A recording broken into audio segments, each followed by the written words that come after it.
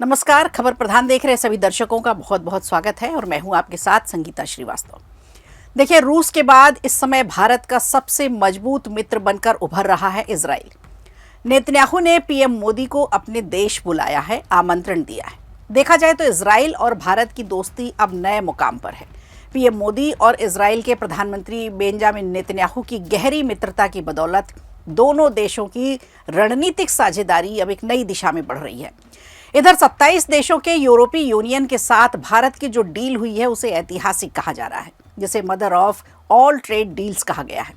लंबे समय से फ्री ट्रेड एग्रीमेंट पर बातचीत चल रही थी, जो अब पूरी हो चुकी है। भारत के एक साथ 27 देशों से व्यापारिक रिश्तों ने ट्रंप की टैरिफ नीति को एक तरह से आईना दिखा दिया है।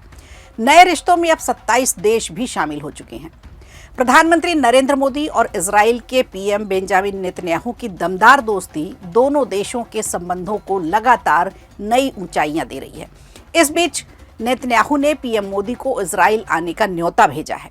भारत में इजराइल के राजदूत रेउवेन अजार ने बुधवार को इस बात की पुष्टि की थी। इजराइल राजदूत ने कहा कि प्रधानमंत्री नरेंद्र मोदी को इजराइल की यात्रा के लिए नेतन्याहू ने निमंत्रण भेजा है, जिसके लिए तैयारियां तेज चल रही हैं। आधिकारिक तौर पर तारीखों की घोषणा फिलहाल नहीं की गई है। इजरायली राजदूत अजार ने नई दिल्ली में अंतर्राष्ट्रीय होलोकास्ट स्मृति दिवस पर आयोजित एक कार्यक्रम के मौके पर शामिल हुए और उन्होंने एक इंटरव्यू में कहा, जिसमें उनके जो शब्द थे वो हम आपको बताते हैं। निमंत्रण दिया गया है, हम तैयारियों में हैं और उचित समय पर तारीखों के संबंध में घोषणाएं की जाएंगी। इसका मतलब निमंत्रण आ चुका है, लेकिन तारीखों की अभी घोषणा नहीं की गई है और वो आधिकारिक तौर पर जब तारीखें आएंगी उसकी घोषणा की जाएगी। तो भारत और इजराइल के संबंधों के भविष्य को भी अब अजार बहुत मजबूत बता रहे हैं, जो लंबे समय तक ऐसे ही मजबूत रहेंगे, ऐसा भरोसा भी दिलाया है। अब देखिए, समझने वाली बात यह है कि जिस तरह से भारत आतंकवाद से सबसे ज्यादा जूझ रहा है, उसी तरह से इजराइल भी आतंकवाद की चपेट में है। हम सब ने देखा। अंतर्राष्ट्रीय होलोकास्ट स्मृति दिवस पर विदेश सचिव विक्रम मिस्त्री भी मौजूद थे। उन्होंने पहलगाम हमले की तुलना अक्टूबर 2023 में इजराइल पर हमास के आतंकी हमले से की। उन्होंने कहा कि भारत ऐसी क्रूरता से अच्छी तरह से परिचित है। भारत सीमा पार के आतंकवाद का भी शिकार है और भारत उन देशों के साथ सहानुभूति भी रखता है जो आतंकवाद का सामना कर रहे हैं, आतंकवाद से पीड़ित है। विक्रम मिस्त्री ने याद किया, हमास हमले में लगभग 1200 इजरायली नागरिकों की हत्या की जा चुकी है, जबकि सैकड़ों अपहरण हो चुके हैं, हजारों अभी भी घायल हैं।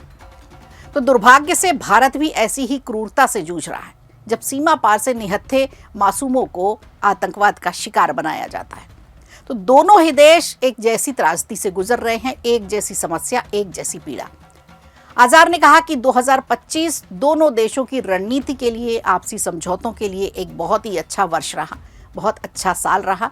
देखा जाए तो भारत इजराइल के बीच सिर्फ दोस्ती नहीं, बल्कि कई अहम मुद्दों पर मंत्री स्तरीय स्तर की बैठकें हुई, कई महत्वपूर्ण समझौतों पर हस्ताक्षर हुए और द्विपक्षीय निवेश संधि पर, सुरक्षा के समझौते पर, मुक्त व्यापार समझौते को भी अंतिम रूप दिया गया। ये सारे महत्वपूर्ण काम हुए और वित्तीय प्रोटोकॉल पर भी जबरदस्त तरीके से प्रगति हुई। तो भारत और इजराइल के संबंध दिन पर दिन मजबूत होते जा रहे हैं, रिश्ते मजबूत होते जा रहे हैं। आतंकवाद रोधी सहयोग संबंध का दोनों देशों के बीच एक मजबूत पिलर बना हुआ है, क्योंकि दोनों ही देश आतंकवाद से जूझ रहे हैं। अब 2026 में इसे और भी मजबूत करने की उम्मीद जताई जा रही है। इन्हें एक और नई दिशा देने की बातचीत चल रही है। ये भी सच है कि भारत यहूदियों के लिए सबसे सुरक्षित देश माना जाता है। इजरायली राजदूत ने भारत की सभ्यता से, भारत की संस्कृतियों से और यहाँ की परंपराओं से काफ़ी आकर्षक महसूस किया और उसकी तारीफ भी की। भारत में यहूदी समुदायों ने ऐतिहासिक रूप से यहाँ अपनी कई पीढ़ियाँ गुजारी हैं, बिना किसी परेशानी के, बिना किसी उत्पीड़न के, बल्कि यहाँ यहूदियों ने अपनी मर्जी से अपने जीवन का आनंद लिया और अपना जीवन जिया, जिसे एक तरह से हमारी दो सभ्यताओं के बीच की मित्रता का एक हिस्सा भी माना जाता है। तो होलोकास्ट स्मृति दिवस पर उन 60 लाख यहूदियों को भी याद किया गया, जिन्हें द्वितीय विश्व युद्ध के दौरान नाजी शासन के तहत मार दिया गया था। ये अभी अभी इसी महीने मनाया गया और उन सबको भी याद किया गया। तो इजराइल के साथ रिश्तों की जो मजबूत डोर है वो और भी पक्की होती जा रही है। पीएम मोदी इजराइल आमंत्रण पर कब जाएंगे, इसकी तारीख अभी तय नहीं हुई है। बहरहाल इजराइल से आमंत्रण ज़रूर है, जो भरोसे की, विश्वास की, रिश्तों की और दोस्ती की एक नई इबारत जरूर लिखेगा। वीडियो अच्छा लगा हो तो लाइक कीजिए, शेयर कीजिए और कमेंट बॉक्स में हमें जरूर बताइए।